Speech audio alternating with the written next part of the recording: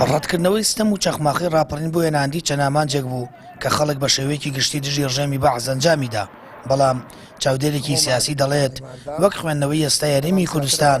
ئامانجەکانی ڕاپەڕین تەنیا بۆ چەند گروپ و تاقمێک هاتوونەتە دی.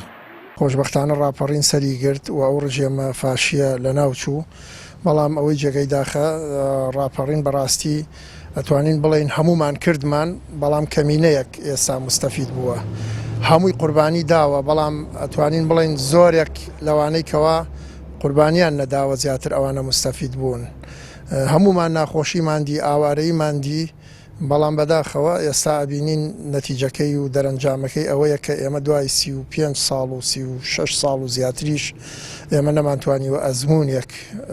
نمایش بکەین کە شایستە بێ بەوەی کەوا شانازی پێوە بکەین. بەداخ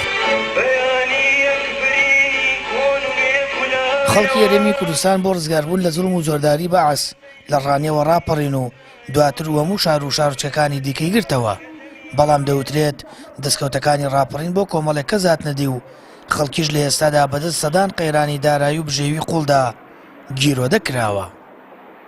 ئەو دەستکەوتانەی ئێستا کە واقعان دیارە خەڵک ئەیبینێ هەمووی چۆتە گیرفانی چەند کەسێک و چەند بەرپرسێکی گەندەڵم کوردستانە میلەت ئەوەی کە داماوە ئەوەی دەستکەوتی بەرپرسەکانە، ئەو بەرپرسانەی کە تەنها گویان لە میلەت نییە، گوێ بۆ میلەت ناگرن. ئەوەشی کە داماوە ئێستا ئەوەتا